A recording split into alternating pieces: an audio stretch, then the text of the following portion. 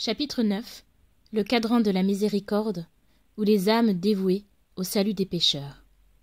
N'y a-t-il donc plus que le bon Dieu et moi qui aimions les pécheurs? Saint François de Sales.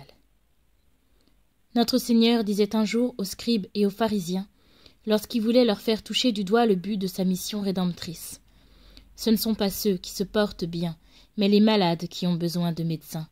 Je ne suis pas venu appeler les justes, mais les pécheurs. En effet, de la crèche au calvaire, du sacrifice de la croix au dernier jour du monde, tous les actes de Jésus, toutes ses souffrances, toutes ses prières, en un mot, toute sa vie terrestre, comme aussi sa vie eucharistique, tout n'a eu et n'aura jamais d'autre fin que la gloire de Dieu et le salut des pécheurs. On comprend dès lors que la suprême consolation à offrir au cœur de Jésus soit de lui gagner des âmes. Les âmes sont ma propriété, disait un jour notre Seigneur à la sœur Andriveau, fille de la Charité. L'âme d'un pécheur, c'est la mienne. Par amour pour moi, sauve les pécheurs. Le cadran de la miséricorde répond à ce cri du cœur de Jésus.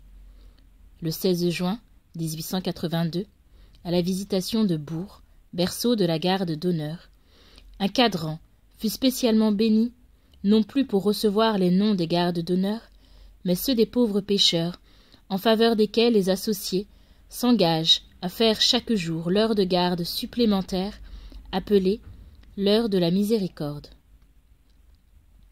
Placé dans la clôture du monastère, sous les regards permanents des filles de saint François de Sales, ce cadran est surmonté de l'inscription « Mon Jésus, miséricorde », que chaque religieuse récite le plus souvent possible, en faveur des inscrits.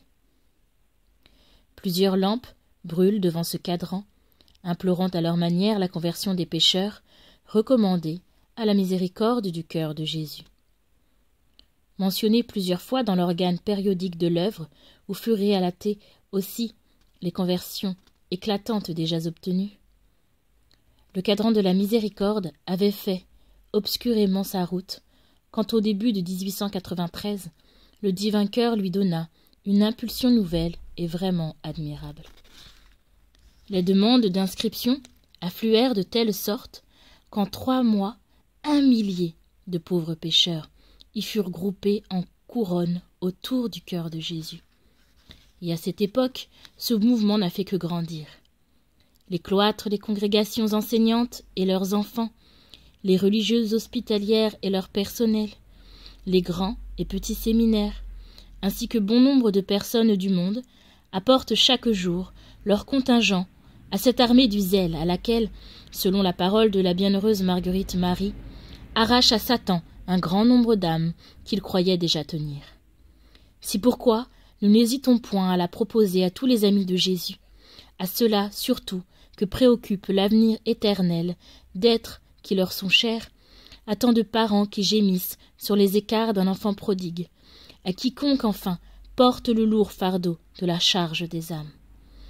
À la vue des résultats consolants que cette œuvre de miséricorde produit aujourd'hui dans le monde entier, nombreuses sans doute seront les âmes qui voudront s'enrôler dans l'armée miséricordieuse, se souvenant de la parole du Maître. Bienheureux les miséricordieux, parce qu'il leur sera fait miséricorde.